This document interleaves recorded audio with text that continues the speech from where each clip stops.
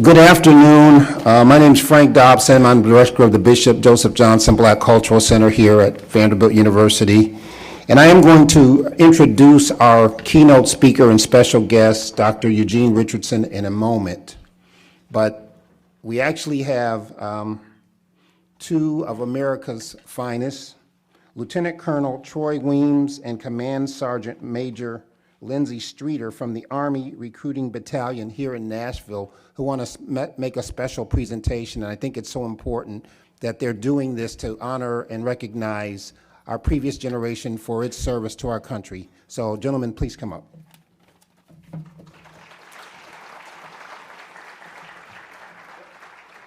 you. I apologize, sir. I didn't mean to make this a big deal. Actually, we just came to give this stuff to you in private, actually. But we have, on behalf of the United States Army, we put together, not him and I, but the United States Army put together a presentation that's called For Love of Liberty. And it's a presentation that talks about African-American contributions to the United States Armed Forces, starting with the Revolutionary War and then continuing up through your service and then culminating with our service, sir. So on behalf of the United States Army, we want to present this to you, as well as the commander of the Army Recruiting Battalion in Nashville. I have the authority to present to distinguished members of our community a point of excellence. So I have that to present to you as well, and then my command sergeant major has something as well.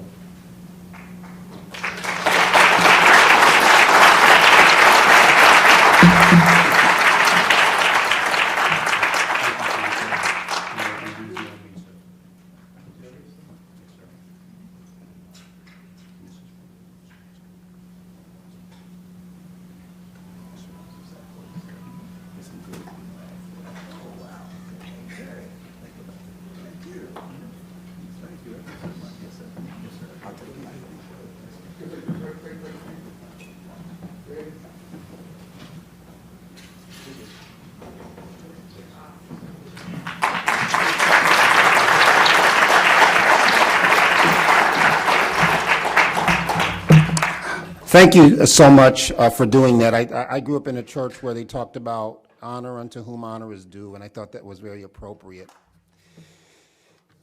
I want to thank our friends and co-sponsors and all of you for coming out today on a beautiful day, actually.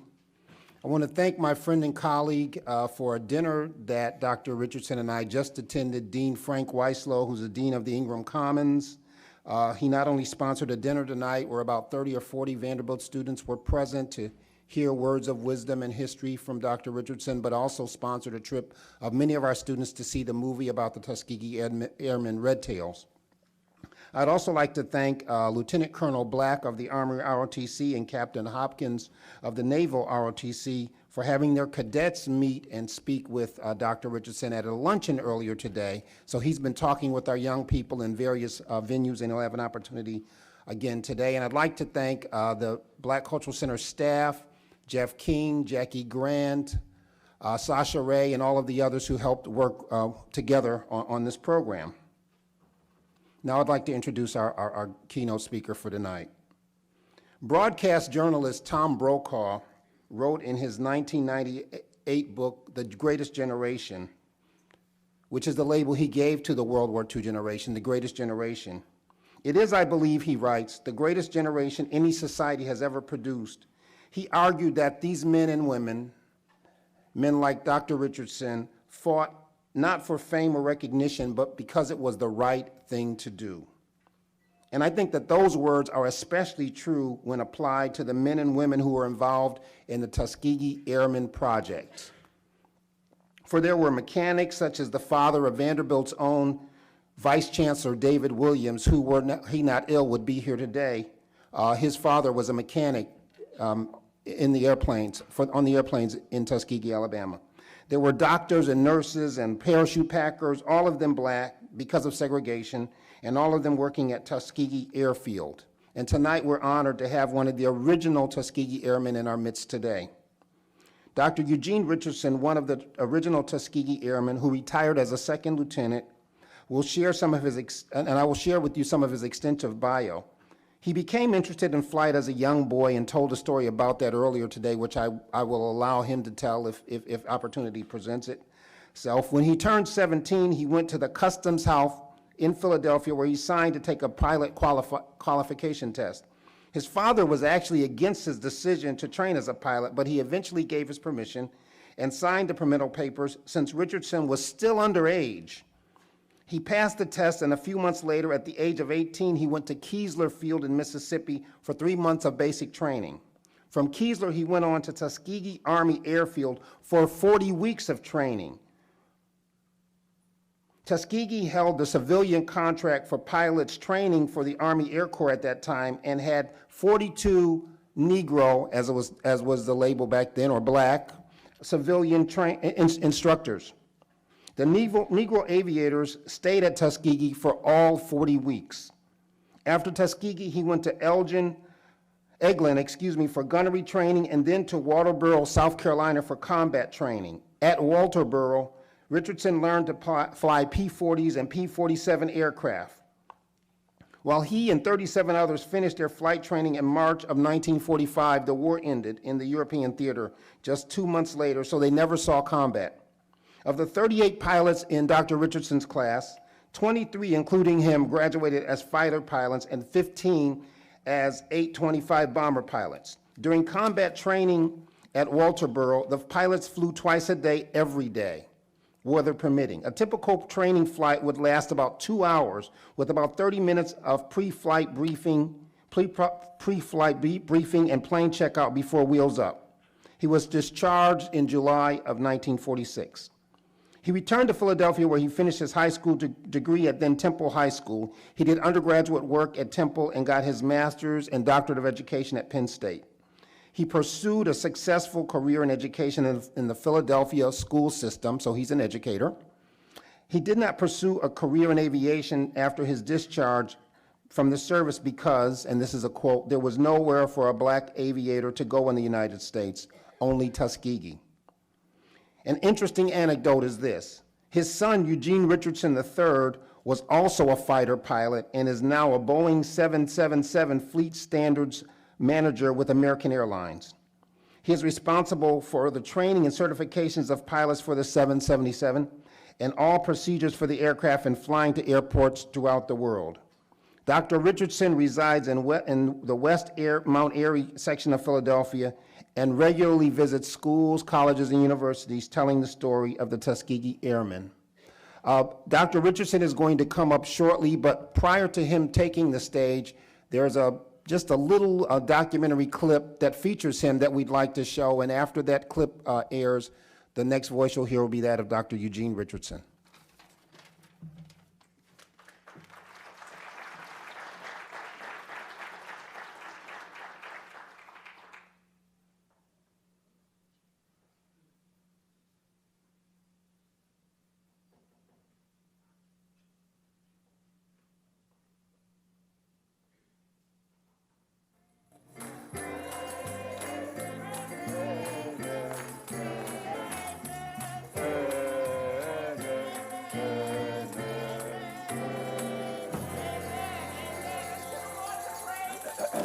At this time, we will have our Black History Minute, and today's Black History Minute will be on the Tuskegee Airmen. Gentlemen, stand up and take a bow.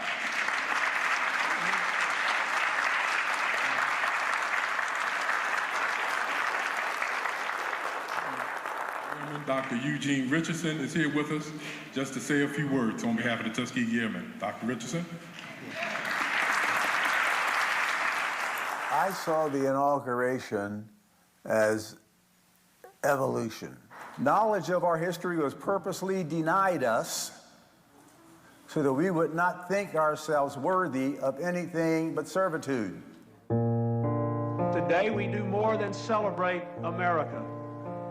We rededicate ourselves to the very idea of America. My father was a minister, and the people that my father associated with were people with education and good character and so forth.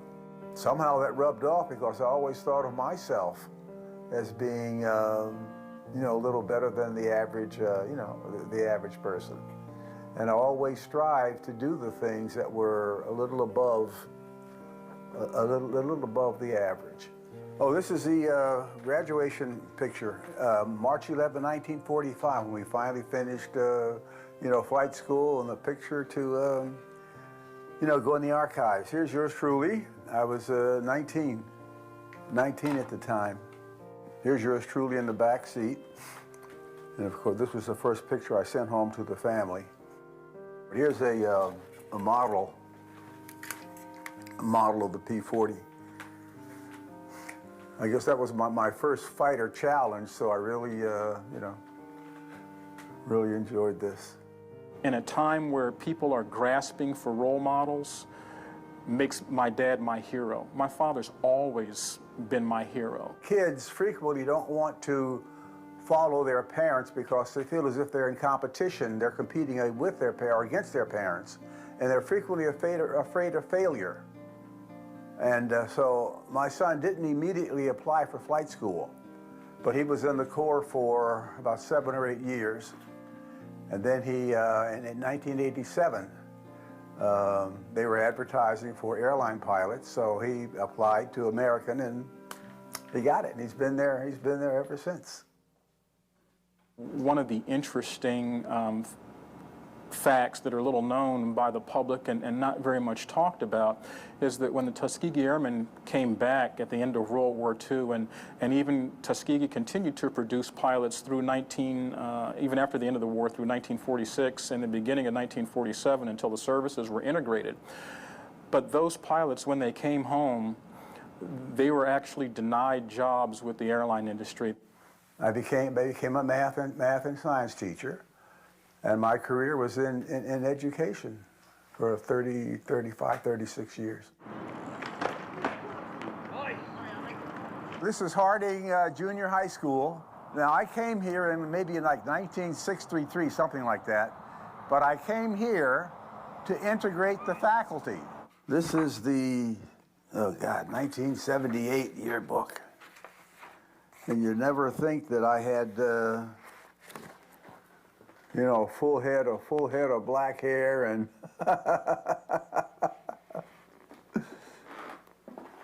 when I came here in the entire school district, there were only 3 African American principals in the entire school system. Like at that time, like 225,000 kids. I get a big charge out of seeing the light come on, for kids. You're talking to them about things and suddenly, oh, when it clicks for them. There's a movie that came out, To Serve with Love.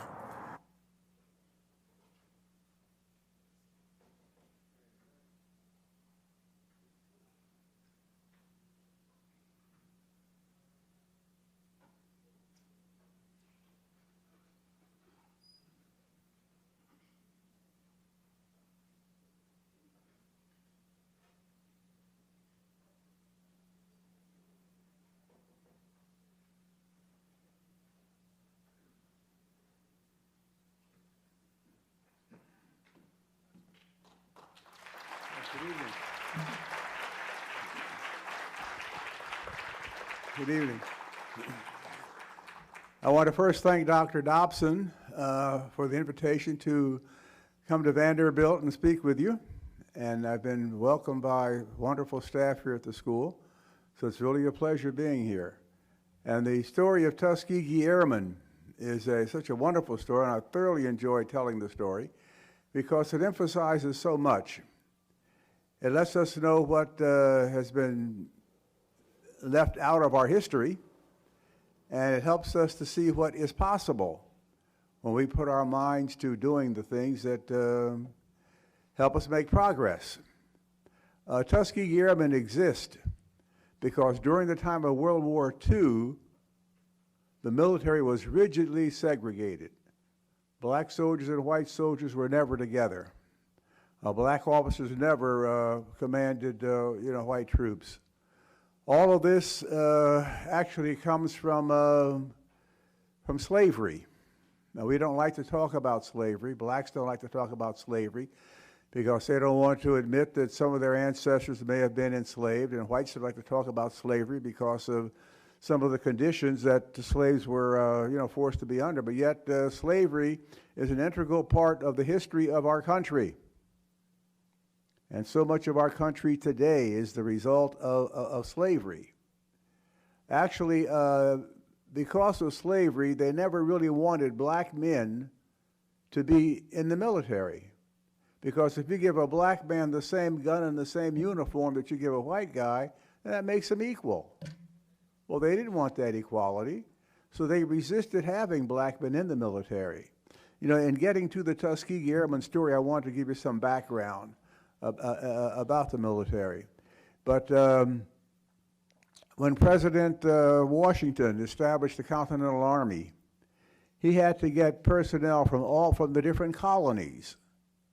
And many of the colonies had, you know, very few soldiers. You heard of the Minutemen and, fighting the British and so forth. Well, 1 out of every 7 soldiers in George Washington's army was a black man. George Washington did not want black men in his army, but he had to take what the colonies had to offer. And in the colonies, they had this notion of substitution where if a white guy or his son had to go into the army, they could send a slave in his place. So a lot of the black men in the army were there because they were replacing white guys that should have been there. But as I said, 1 out of every 7 soldiers in Washington's army was a black man. And they took part in all the battles, most of the battles for the Revolutionary War. When I was a youngster in school, there was no mention of black soldiers at Valley Forge. But yet today, if you go to Valley Forge, you'll see pictorial evidence of the black soldiers that served under George Washington at Valley Forge. Comes the War of 1812, there's regulation against recruiting black men for the military. That regulation stood until the British sailed up the Potomac River and burned down Washington, D.C. Then they said, oh, we need help, so they started bringing, black men into the military. And so often, black men were participating in the military because there was a shortage. There was a shortage of personnel. And then so much happens as a result of wars. The Civil War. I make the statement that black soldiers saved the Union that became the United States.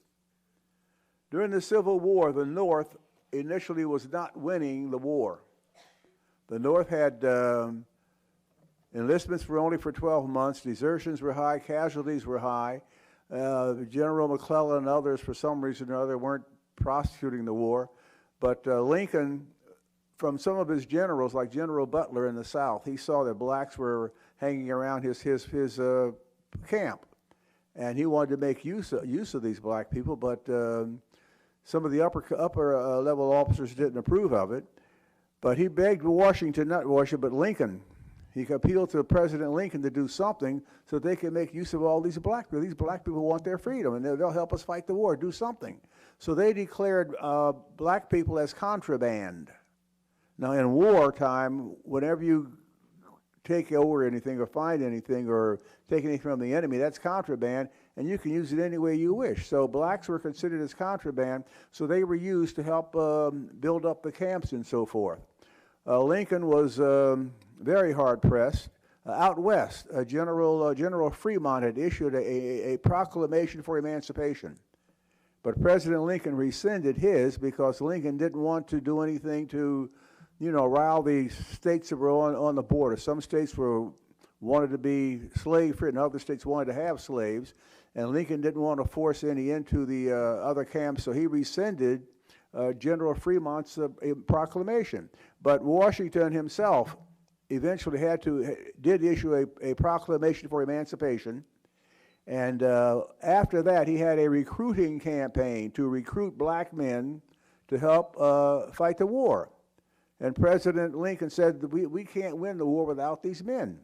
So as a result, it just happens in 2006, I believe, National Geographic magazine had the issue primarily about the Civil War. And there were battle maps and all kinds of things. But in the literature with the article, it states that some 200,000 some 200,000 African-American men took up arms for the North. Among them were roughly 150,000 former slaves who had fled from their owners or had been liberated by Union forces. Approximately 40,000 black men, free blacks, 40,000 free blacks enlisted in the Army, and over 5,000 joined the Navy. Now, when you take a look at the battles that black people were involved in, I think you'll also conclude that black soldiers saved the Union that became the United States. Now, they don't want to give black folks credit for all the things that they did, so naturally they're not going to stand up and say, hey, black folks saved our Union. But if you study the facts and take a fair-minded look at things that happened, you might also conclude that. Now, after the Civil War, the government established 4 black military units, the 9th Cavalry, the 10th Cavalry, 24th Infantry, 25th Infantry. Those guys became known as Buffalo Soldiers. They helped win the West, helped the settlers as they were going west. They fought the Indians, they fought Mexicans, fought Pancho Villa and those guys. They served in the Philippines. They served in Cuba. During the Spanish-American War, Buffalo Soldiers were in Cuba. Now, when I was a kid in school, I recall reading about Teddy Roosevelt and his Rough Riders and how they performed in Cuba, and they talked about San Juan Hill and so forth. But the truth of the matter is that Buffalo Soldiers, the 24th Infantry, were the ones that captured San Juan Hill in Cuba during that campaign. Those Rough Riders were rescued by Buffalo Soldiers because they were about to be pushed off into the bay. And then the Buffalo Soldiers rescued Teddy's Rough Riders. Teddy Roosevelt wrote about those things during the war, but after the war he became involved in politics. And now in politics you can't say positive things about black folks, so Roosevelt, sort of soft-pedaled that stuff. Now comes World War I, and there's still the notion that black men should not be permitted to do heroic things like fight in the army. So black men in World War I were used primarily as laborers. Dig trenches, clean up behind the horses and the mules, bury the dead, do all that kind of load and unload, all that kind of stuff. But there was one unit, the Harlem Hellfighters, the 369th Infantry, that were given to the French. France didn't have slavery. France had no problem utilizing black men as soldiers. So the 369th the French used the 369th as fighting soldiers.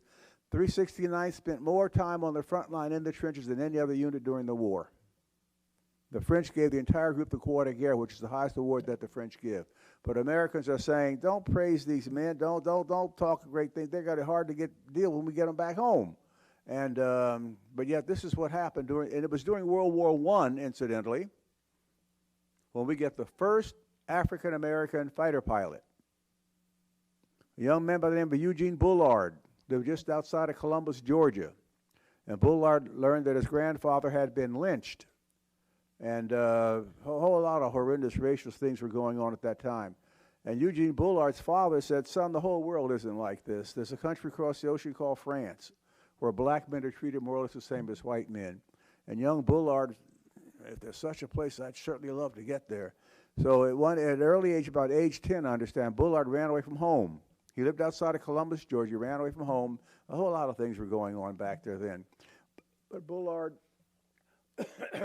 father told him that France was across the ocean, and Bullard learned that the ocean was east, and he learned that the sun rises in the east every morning, so Bullard would always make his way in the direction where the sun came up.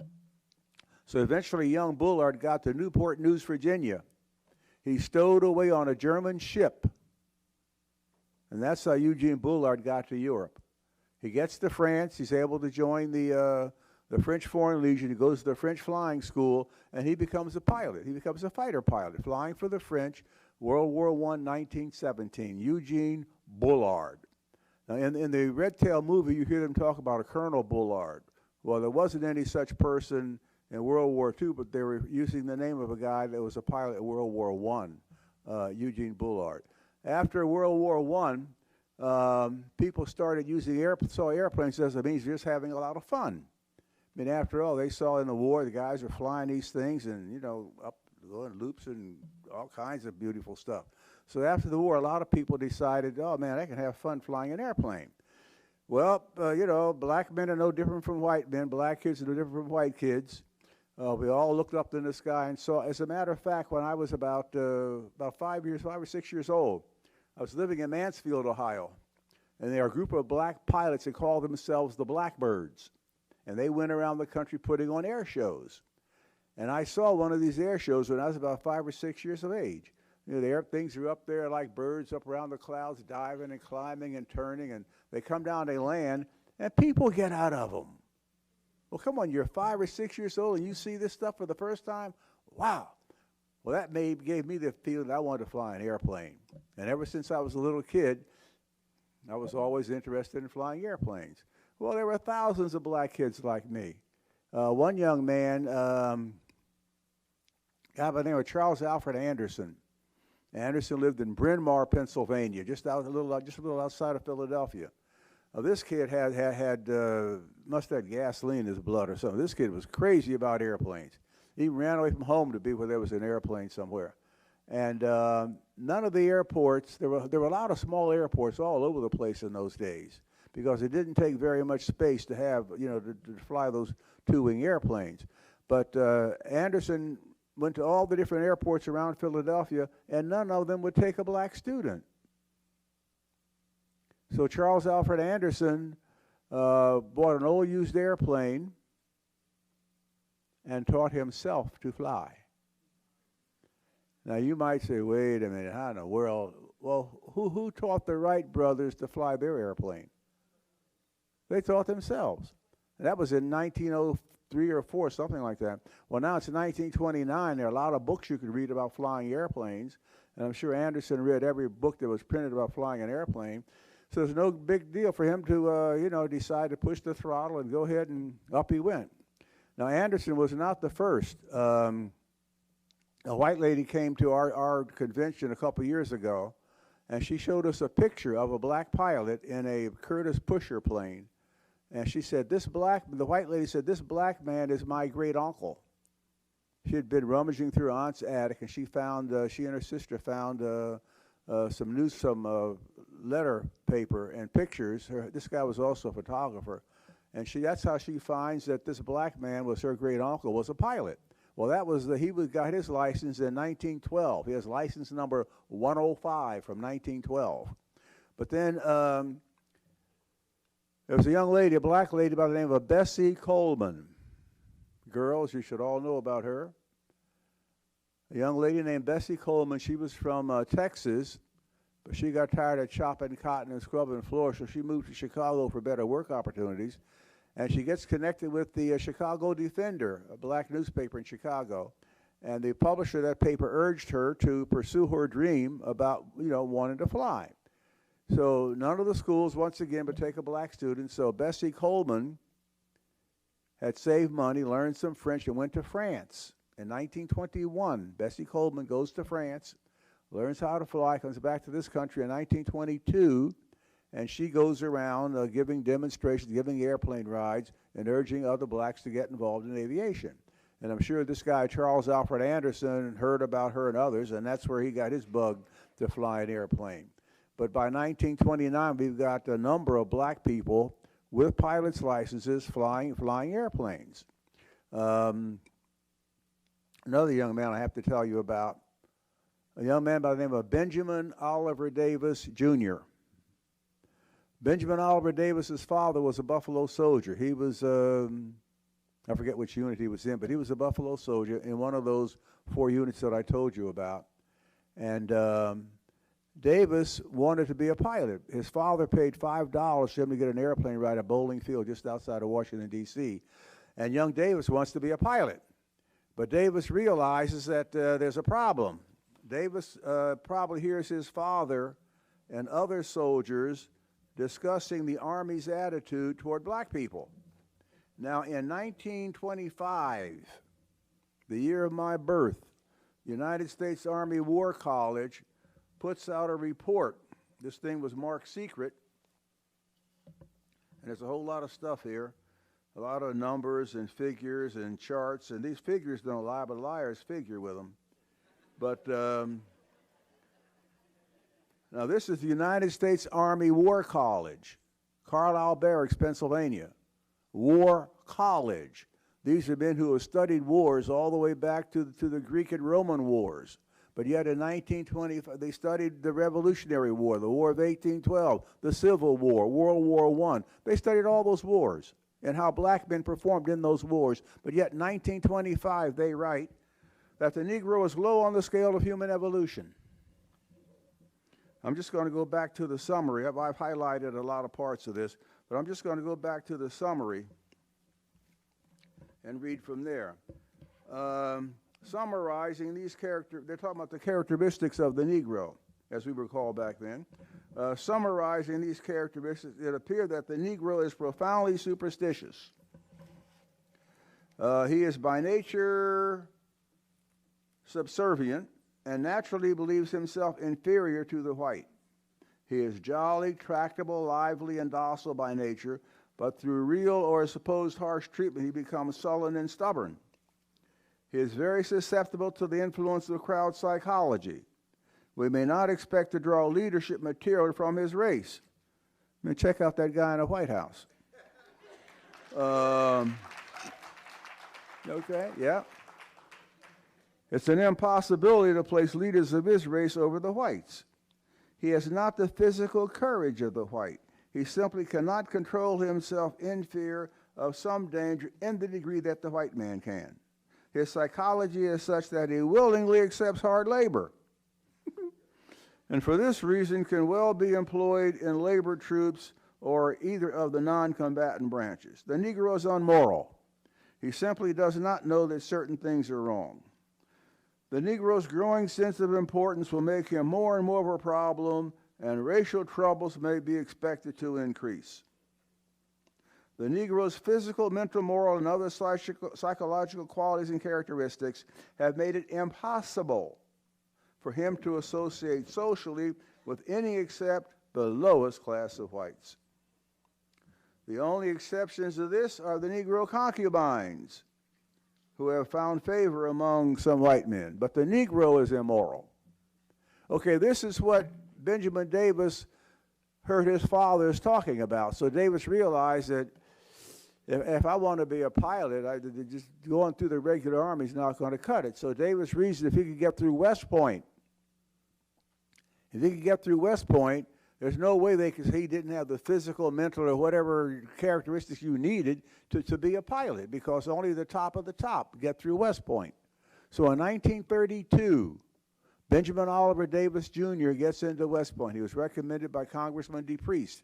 Davis gets into West Point in 1932, but he's the only black cadet there. And they tried to force him to quit. Davis was ostracized for the 4 years that he was at West Point. No one was permitted to speak to Benjamin Oliver Davis Jr. at West Point. He went to classes, did all the drills, answered all the quizzes and that stuff. They wouldn't even let him have a roommate.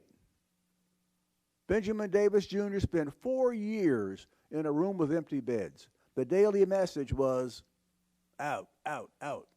But Benjamin Davis had the willpower, had the self-discipline, had the determination to stick to it. And when that class was graduated in 1936, Benjamin Davis Jr. was number 35 out of 276 cadets. Benjamin Davis Jr. was number 35. Benjamin Davis Jr. is in the top 13% of the graduating class at 1936 of West Point. Well, to be a pilot, Benjamin Davis still had a deficiency. Benjamin Davis had color in his skin. And the Army not taking anybody with color in their skin to be a pilot. So Benjamin Davis had to go to the infantry. Davis went to Fort Benning in Georgia. But during the 30s, you know, this guy Adolf Hitler was doing this thing over in Europe. He's conquering countries and carrying on. And also during the 30s, there was a depression. Unemployment was something like 25%. And now the United States realized with Hitler carrying on over there, we've got to build up an army. Well, armies now need airplanes, and airplanes need pilots. But because of the depression, there are very few people flying airplanes.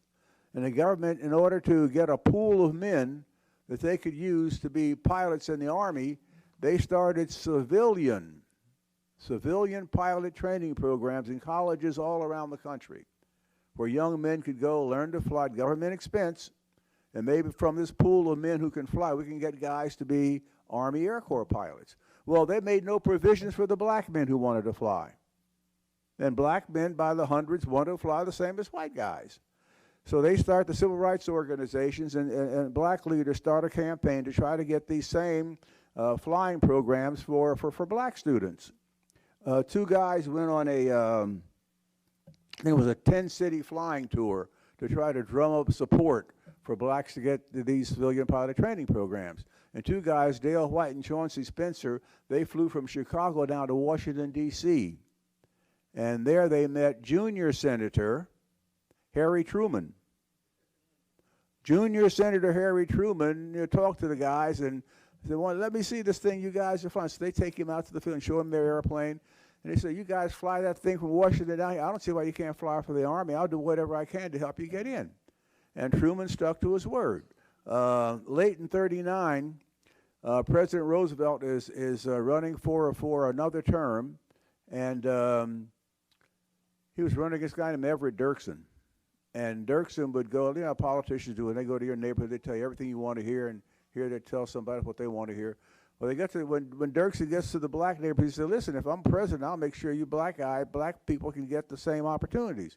Well, Harry Truman, Junior Senator Truman, helped sponsor legislation where 6 black colleges would get civilian pilot training programs. Those 6 colleges were Howard, Hampton, West Virginia State, Delaware State, North Carolina A&T, I mentioned Hampton. And there was also a school out by Chicago where black men could go and at government expense learn how to fly. Well, one young man named Yancey Williams finished the flight program at Howard University. And he takes his certificate to the Army and says, listen, I've got this pilot certificate, I'm licensed to fly, I want to be an Air Corps pilot. And the Army, they ain't having it. 3 times he goes, he's rejected each time, so he gets with the NAACP, and they sue the Army. And with that lawsuit, the Army said, okay, we'll have a black squadron. 99 will be for black pilots. Now, there had been talk about increasing the military population so that blacks had the same percentage of the population in the military as they had in civilian life.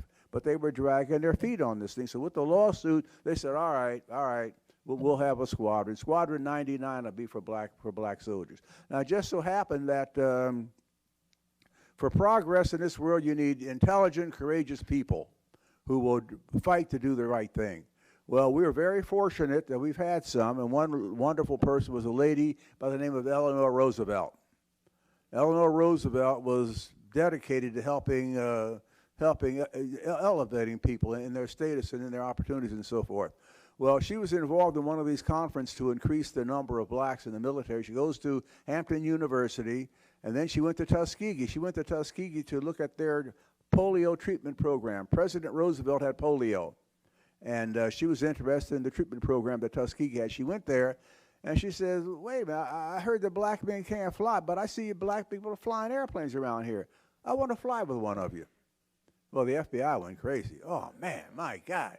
Fly with a black man, crash and get killed. She said, look, I want flying with one of these guys. Well, Mrs. Roosevelt in 1941 flew with Charles Alfred Anderson, who in 1929 had taught himself to fly. In 1929, he's now the chief pilot at Tuskegee, and he's the one that flies Mrs. Roosevelt around the airfield. The guy who had taught himself to fly is now flying the president's wife. Well, we think Mrs. Roosevelt had a lot to do with Tuskegee Institute. And incidentally, folks, Tuskegee is a town in Alabama, about 30 miles east of Montgomery. It's a place where a man named Booker T. Washington started a school for the education of black youth. Well, Tuskegee we think Mrs. Roosevelt helped Tuskegee get a contract with the Army to be the place where black men would go for their primary flight training. Now, she was there in June of 1941, And in July of 1940, just a couple weeks, August of 41, I guess it was, when they actually started a training program for black men to be trained as pilots for the Army Air Corps. The training started in, as I said, in August. The flight program took 40 weeks. There were actually 4 schools. White cadets went to different air schools for the different airfields for these different schools. But for black guys, everything was done right there within a 10-mile radius of the Institute. The military base, they built a special military field for black pilots also, Tuskegee Army Airfield. Now, at Tuskegee Army Airfield, you did pre-flight training. That is a lot of book work, a lot of drilling, a lot of hazing by the upperclassmen. Then you went to Tuskegee's campus for the primary flight school. We lived in Sage Hall on Tuskegee's campus, and we went out, took a bus about 6 miles out to Moton Field, which is the airfield that the Institute owned. And that's where we had our primary flight training. We had 42 black instructors that taught us to fly in the primary school. After the primary school, we went back to the Army Airfield for basic and advanced flight training. The whole thing took 40 weeks.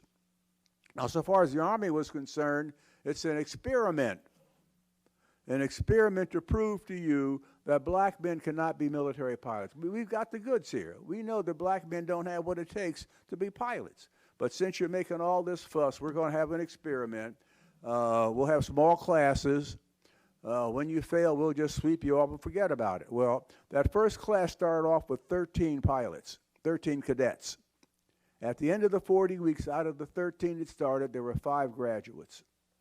One of those graduates was Benjamin Oliver Davis, Jr., that West Point guy. He's in that first graduating class from Tuskegee. March of 1942 was when that class was graduated. Now, every 5 weeks, they started a new class. So on the end, every 5 weeks, there's a graduation. So Benjamin Davis's class graduates in March of 42. And then 5 weeks later, another class graduates. Only 3 guys are in that class. 5 weeks later, another class graduates. That class has 4. The next graduating class, however, had 14. So now you have the 26 men that are needed to fill up the squadron. So Squadron 99 has its 26 men. So now they start flying the P-40. The P-40 is, at that time, a good aircraft for combat.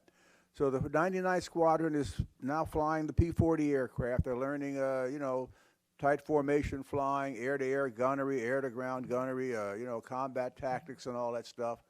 And now, by the August or September of 1942, these guys are ready to go to combat. Highly patriotic men, eager to go to combat, eager to go over and get shot at. Well, keep in mind now that we got into World War II in December of 1941.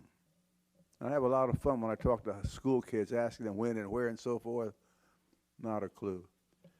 But World War II started for us in December 8th. It's when President Roosevelt made a big speech and declared war on Germany and Japan. So now we're at war, December 8, 1941. We're at war with Europe and at war with Japan. Here's a black squadron in summer of 1942 that's ready to go to combat, eager to go to combat. But there's no commander in Europe that'll take a black squadron. Even though we're at war, we've been at war for 9 months, we don't want those black guys over here flying, Well, it took another 8 months. President Eleanor Roosevelt and others are yelling at the Army, these men want to go to combat. They want to go and get shot at. Why are you keeping them back? Well, it wasn't until April or May of 1943. May of 1943 is when the 99th Squadron got an assignment to go to Europe and fly in combat. And now I'd like for you to see some video so you can see what happened with Squadron 99 when they finally did get over into combat.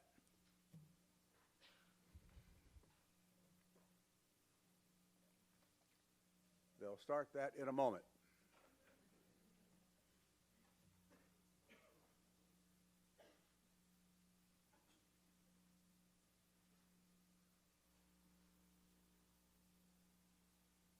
Finally, the chance had come. When we arrived at Casablanca, very shortly thereafter, we were transported to a place fairly close to Fez in Morocco.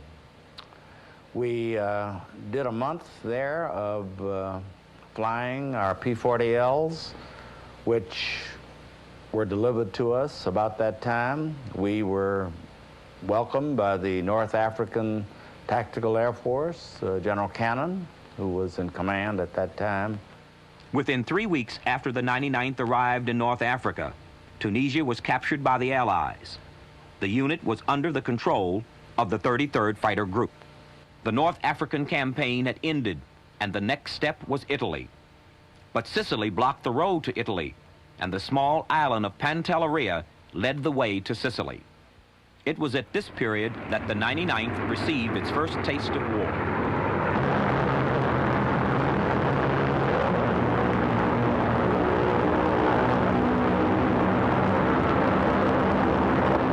Our first missions were sort of like sky police.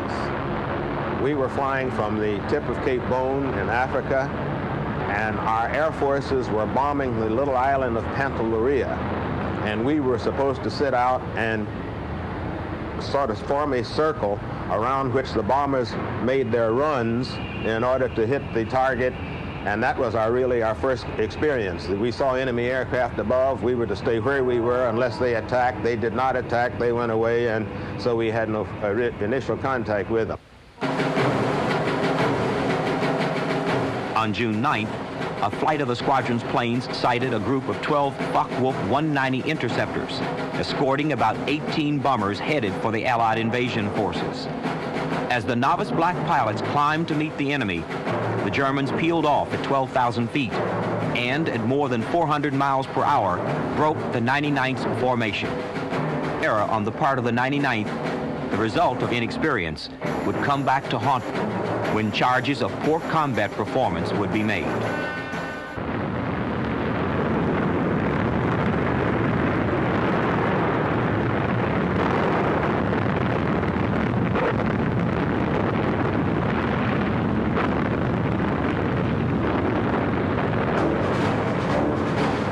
Between May 18 and June 11, about 6,000 tons of bombs were dropped on Pantelleria. The attack on the island ended June 11, when the city surrendered, marking the first time to air power alone. The island of Lampedusa fell on June 12th. Now the Allied forces turned their island of Sicily, the gateway to Italy. The 99th was given the assignment to escort medium bombers to the western section of Sicily on July 1st. The July 2nd, 1943 was historic.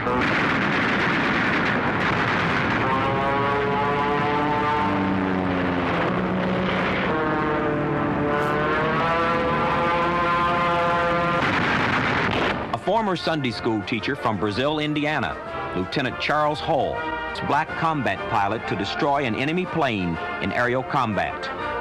Hall's victory was a cause for great joy and a definite boost to the sagging morale of the 99th. The Allied commander, Dwight Eisenhower, congratulated him personally and commended the unit. Following the Sicilian campaign, the Allies made plans to invade Italy.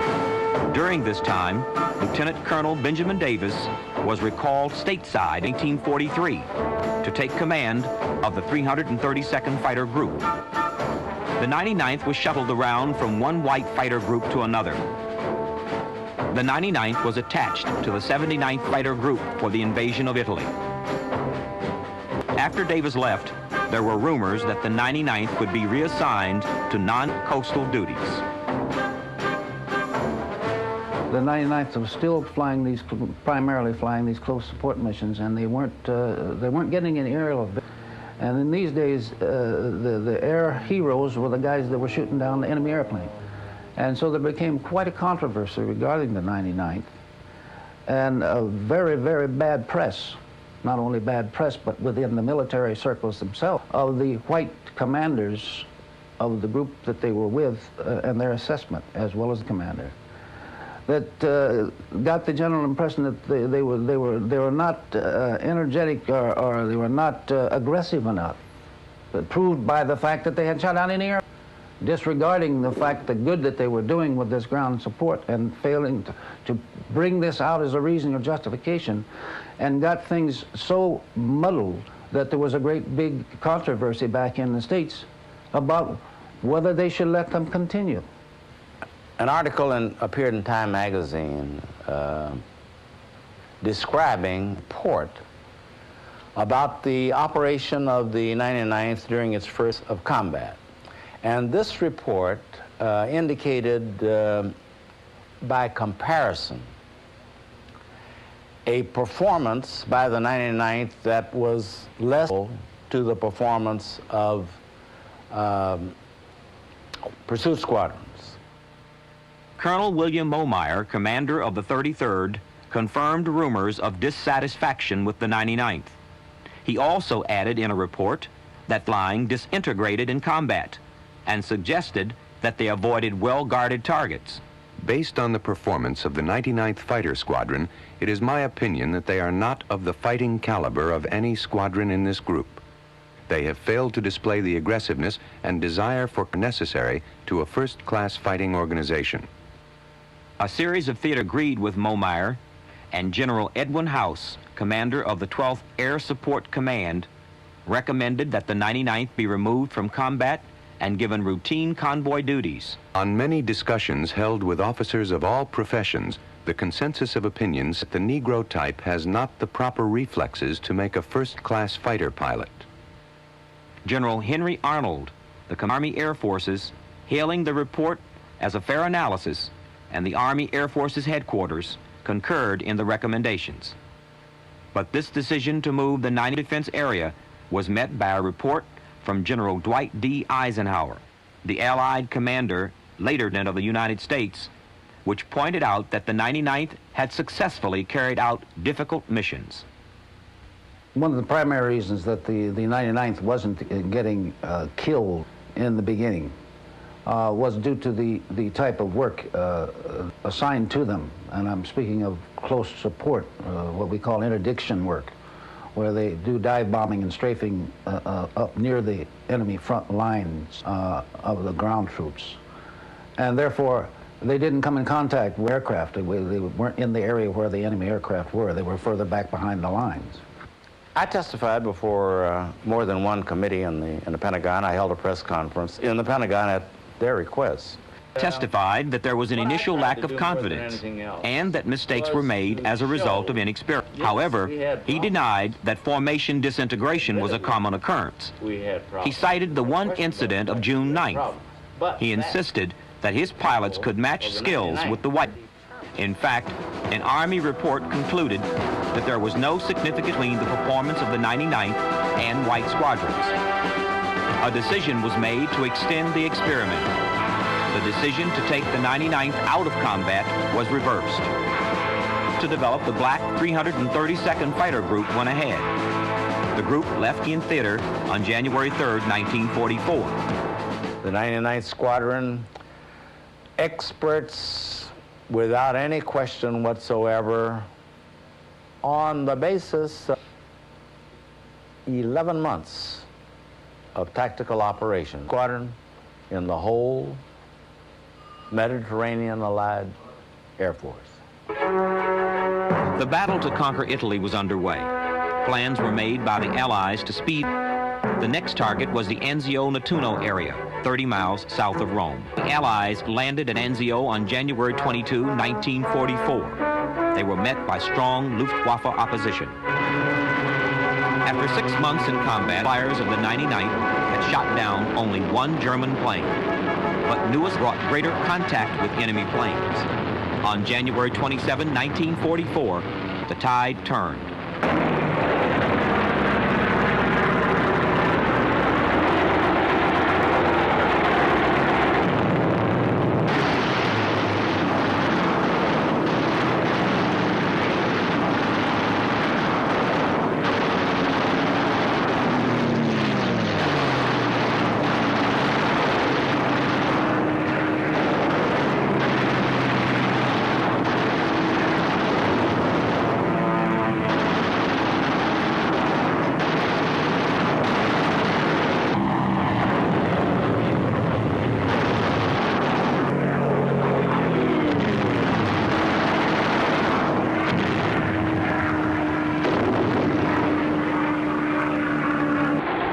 Outnumbered nearly 2 to 1, the 99th shot down 5 enemy aircraft in less than 5 minutes.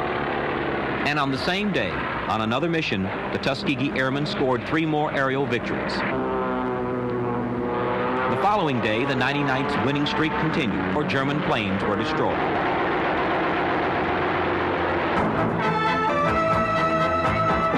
By February 10th, the Pioneer Black Squadron had destroyed 17 enemy aircraft with 4 probables and damaged 6, but they had lost the process. On February 17th, it was 3 more aerial victories.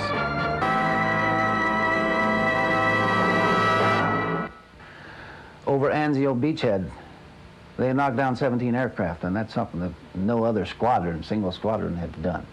By this time now, the temperament is changed, they were starting. At that particular point, there was no question in anybody's mind about the excellence of 99th tactical capabilities. Okay, now they know black men can fly airplanes. With that, they asked the black guys to protect bombers. General Twining of the 15th Air Force asked Colonel Davis if his guys would fly and protect bombers. The bombers were B-17s and B-24s. Each had a crew of 10. When a bomber goes down, 10 guys meet their fate. One morning, 60 bombers were shot down, 10 each. So Colonel Davis agreed we could protect bombers. Our guys were given P-47 aircraft at first to escort the bombers, but they did not have a long range, so they got rid of those and got P-51s. Our guys, during the course of the war, our guys flew 1,079 missions. 200 of those missions were protecting the bombers. Our guys had the lowest number of bomber losses of any of the fighter groups that were protecting bombers. We saved a whole lot of white boys' lives. During the course of the war, our guys shot down 112 enemy aircraft. If you saw the movie Red Tails as yet, and you should if you haven't seen it yet, at the beginning of that movie, you see one of the guys shoot up a train. Well, our guys shot up 57 trains. You also saw a guy dive down on a ship. Well, our guys sank a destroyer. There were actually 7 guys that made passes on that ship that sank it. No other group sank a ship as large as a destroyer. In 2007, we received the Congressional Gold Medal. Now, in the movie, you saw them receive the Presidential Unit Citation, but also in 2007, our guys received the Congressional Gold Medal. On the back of that medal, it says, "Outstanding combat performance inspired revolutionary reform in the armed forces." That refers to the fact that President Truman was so impressed with the performance of black pilots and others, the 761 Tank Battalion, the 92nd group in Italy, that in 1948, President Truman issued Executive Order 9981, which says that there will, in effect, no more discrimination in the Army. So the military started desegregation in 1948 based on the performance of black pilots and others.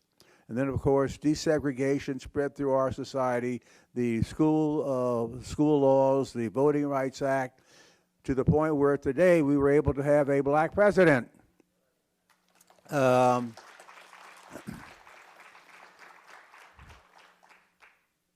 President Obama issued 2 invitations to the inauguration, just 2. One of those invitations went to Tuskegee Airmen. A caravan of 10 buses took us right down to the front of the inauguration ceremony. They gave each of us a red blanket. Each of us had hand warmers and boot warmers, and they had nurses around to make sure the old guys, could make it through. There's a whole lot to the story. You got to see the movie Red Tails. That's those guys in combat. Any questions? Okay. Thank you.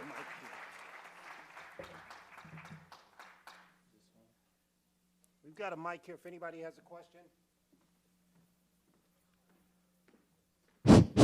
Maybe if they just call out the question loudly, I can hear it. Can you? Go ahead. When you were in combat, on the movie Red Tails, they had nicknames. Did you have a nickname? Okay, I did have a nickname. My nickname was Juno, but I didn't see combat. I finished flight school in March of 1945, and the war ended in May, 2 months later, so I didn't see combat. But my nickname was Juno. You never give your real name. There's always some other name you use, never your real name. Other questions? Did you ever meet Daniel Chappie James Jr.? I most certainly did. Daniel James was, we were stationed Godman Field and also Lockbourne together. Daniel James, incidentally, became a 4-star general. When I first met him, when I first got to Tuskegee, he had graduated 6 months before I got to Tuskegee. He was a second lieutenant when I first met him. He became a 4-star general. He commanded the entire North American defense system, from the equator all the way up to the North Pole. This black man was the commanding officer of it. This young man here in front had a, did you have a question? If you were to fly, if the U.S. Flight Army came to you today and asked you to fly a plane, would you know how to fly? Yeah, it's like riding a bicycle. You don't forget. You know, one of the things you would do is, first of all, you would read the technical manual about that airplane. You would read in the manual about what kinds of things to do and not to do, and where to set the controls and how to set the controls. And after that, you go ahead and fly it. And after you finish flight school, you're a pilot, and you get in an airplane all by yourself and go off and do what you have to do. Other questions?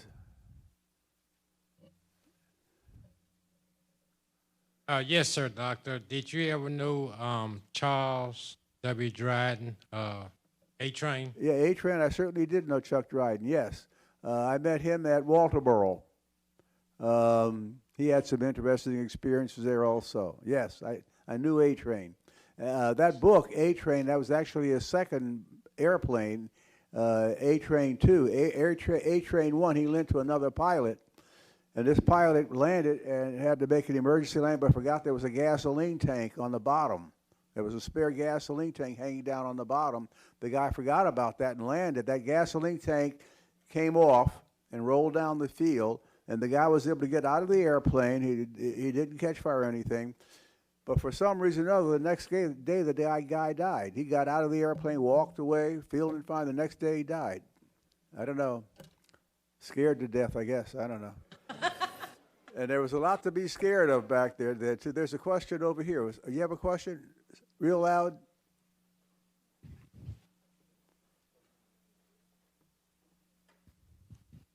In the movie, you know the little German dude, they nicknamed him Pretty Boy and stuff like that. Is he real? Well, there were German pilots, of course. And I don't know if they named him Pretty Boy, but there were, there are quite a few German pilots. And that's who our guys were fighting. There could have been pretty boys and devil boys and all kinds of things there, but they were there, yes. In the green,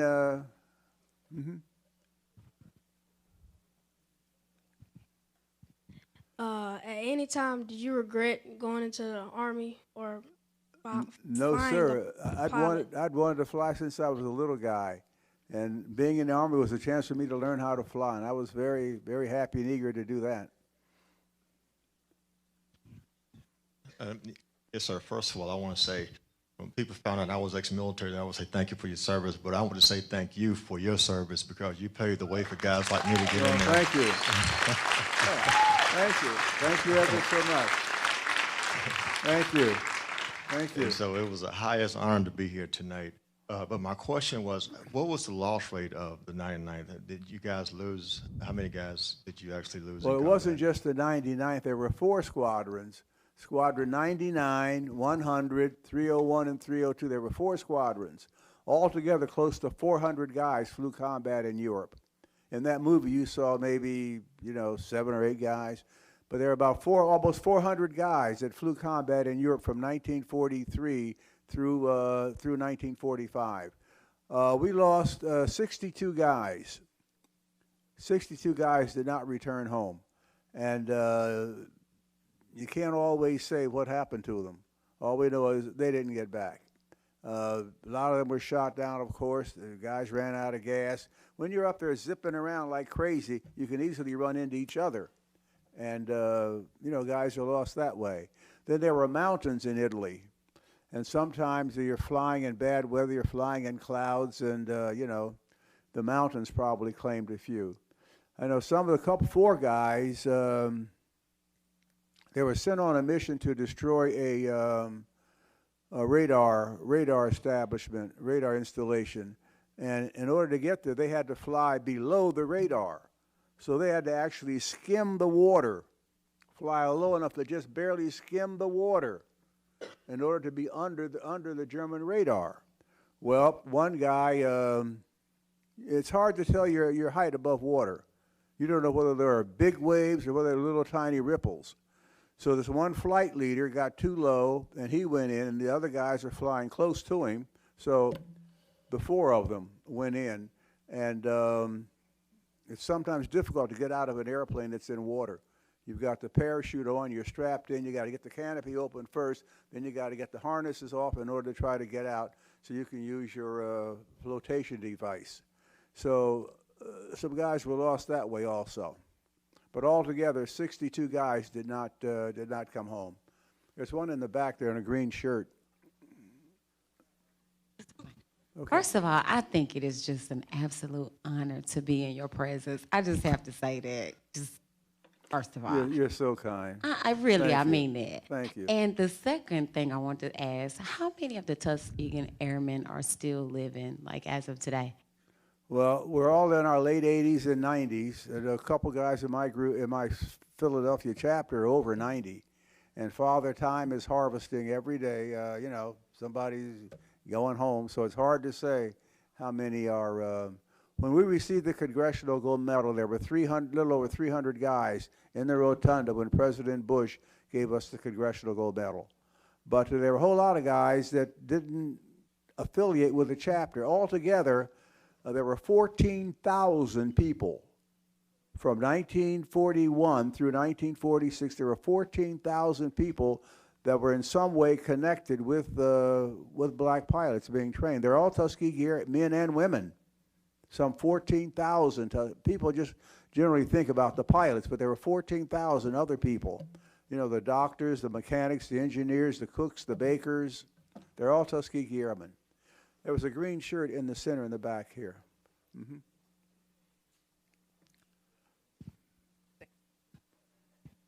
When was the last time you flew an airplane?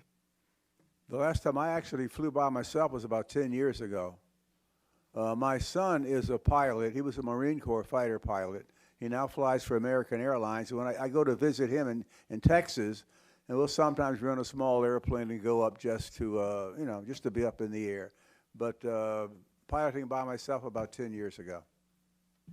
In the first movie made by Spielberg on the Tuskegee Airmen, he forgot to include the jet fighter historic combat scene. In this movie, Lucas actually showed the first jet German fighter to being shot down by a black pilot. Is there anything else missing that is not in either of the movies? Well, I can't think of anything. That jet incident occurred over Berlin in 1945. One of our guys shot down three German jets in that mission over Berlin. I cannot think of. Well, there were certainly some things missing. Well, they weren't combat things. The fact that 101 of our officers were arrested because they wanted to use the officers' club. In the Red Tail movie, you saw one guy go into an officers' club, and he had a little set-to with a guy. But here in the United States, at Freeman Field, Indiana, 101 officers were arrested because they wanted to use the officers' club. The commander, Colonel Selway, wanted them to sign a paper stating that they are not supposed to use the officers' club. Well, they refused to sign that paper. and he put them under house arrest. And they were sent to Godman Field, Kentucky after that.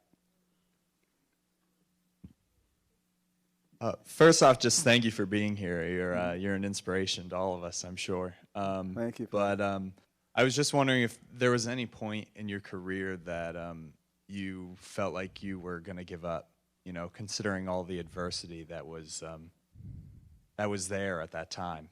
Well, I was so determined to become a pilot that I didn't give up. I didn't let any of that stuff get to me to the point that I would give up.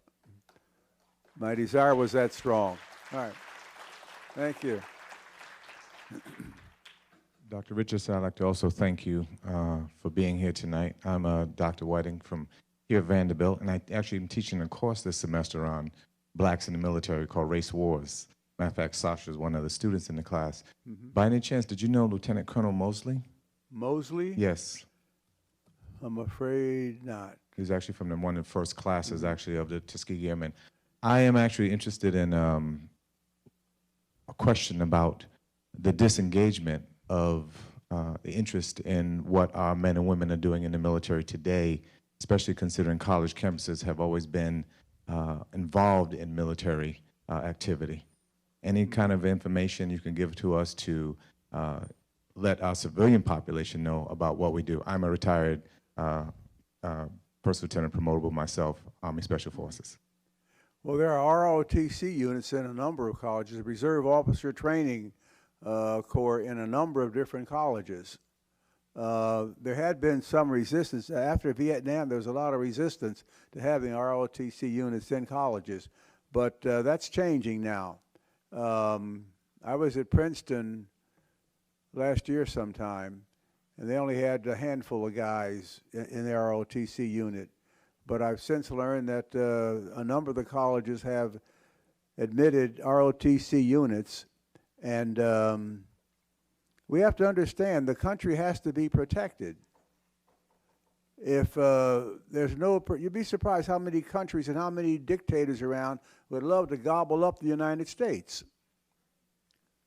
So we have to have military forces to prevent that from happening. You know, we enjoy our freedom, we enjoy all the wonderful things we can do every day, but there are people in this world that would like to come in and put a stop to that. And if we don't have a good military, then they're going to come in and swamp us. Now, I've heard black people complain about, you know, not having black officers.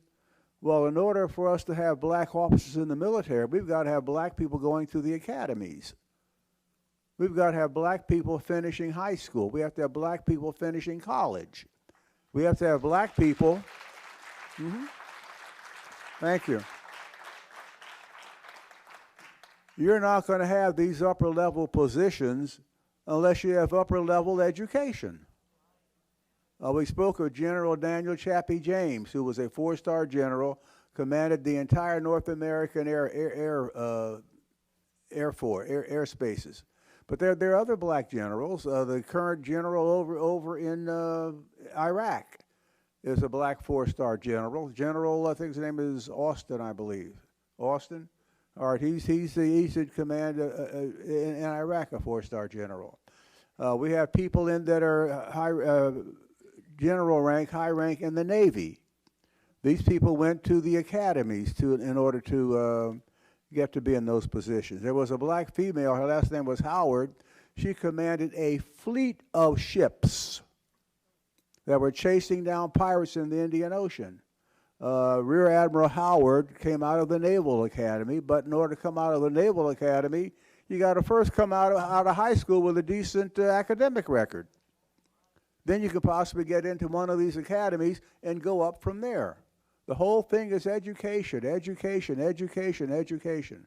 We've got to have it. The opportunities are out there, but we have to have people educated and able to fill the positions. Other questions? Do I see one way on the other side? Were you ever afraid for dying? Well, that's one thing you have to, well, you know, you're afraid of having, you know, getting injured, but if you're going to be afraid of dying, then, you know, I got a secret for you. You know what? you're not going to get out of this world alive.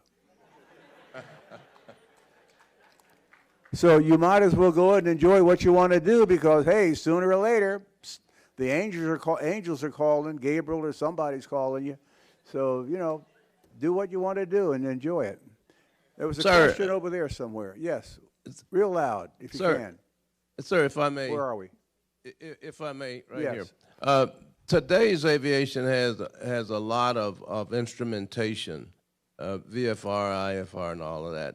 What was your instrumentation back then in the aircraft? Well, we had very little. We had a locating device called the radio range, which was very limited, very, very primitive by today's standard. And to get to an airfield, you had to, well, there was sort of like an X. And if you were on one of the legs of that X, you would hear a steady hum. And if you weren't on the leg of the X, you would hear either a dit dot or you hear an A or an N. Dit dot or dot dit. And that would tell you where you were. Then, of course, you had to depend on whether the signal is getting stronger or weaker. And that will let you know whether you were going to it or going away from it. Then there was also a homing device. What you would do would count, hum or count, and 3 stations on the ground would plot the course that they hear the hum coming from. And though each of those stations would put a string across a grid, and then where those 3 lines intersected, that's where you were, and then they could plot your course back to the base. But it was very, very, very primitive. And when you needed it the most in bad weather is when it didn't work. So you had to depend on yourself, your dead reckoning skill. You had to know the direction that you're supposed to be going and, you know, be able to make a correction for a wind pushing you away, that kind of thing. But nothing like today where you just push a button and, hey, there you are, you know, piece of cake. Yes, sir. Dr. Richardson, what was your favorite training aircraft and your favorite fighter plane? Well, the AT-6 was a favorite training airplane. That was real sweetheart. That was, well, even the AT-6 even had 2 guns. We had gunnery practice in the AT-6. And my first fighter was a P-40. So I guess that's the one that I sort of, you know, think of the most. But the P-47 was a more powerful airplane. It carried 8 guns, and it had 2 9-cylinder engines. And some of those parts of that engine could be shot off. The thing would still bring you back home. Dr. Richardson, it's Yes. so good to have you here. As a black man, it's a blessing Thank just you. to see you up there, to hear my own history. So I'm really thankful for that. The question I was wondering, the adversity that you faced and other men faced when they came back from the war, what advice would you give to this generation who is also facing adversity in terms of being who we are and taking advantage of opportunity?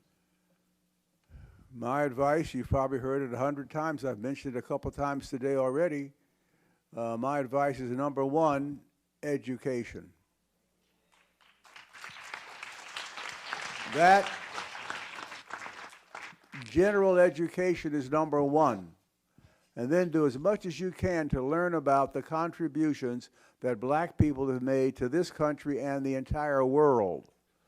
Fantastic contributions that have been made by black people. But the situation is that they didn't want to give black folks credit for all the things that they've done. So it's not rapidly disseminated. I've heard people say, well, they didn't teach us that in school. Well, you have to teach yourself. We have to teach you. We have to teach our own what we've done.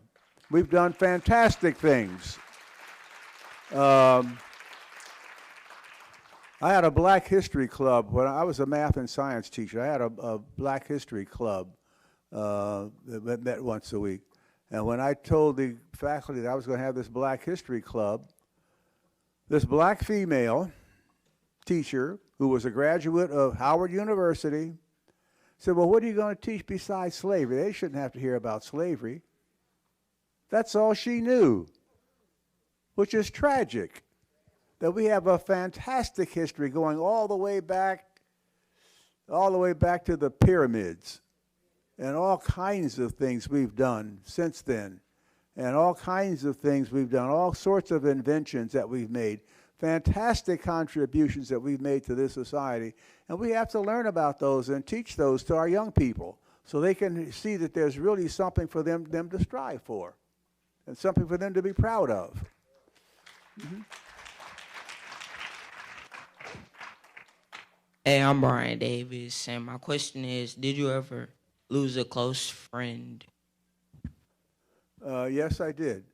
If you saw the first HBO movie, the guy said after, one fellow was killed, okay, you lost a friend today.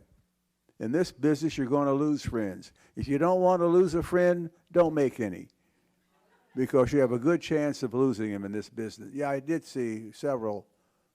have several friends lose their lives, yes. Okay. Right. Thank you. Good. Again, join me in thanking Dr. Richardson. Okay, thank you. Thank you. Thank you, Dr. Richardson, and all of the men and women who've served our country. Thank you very much.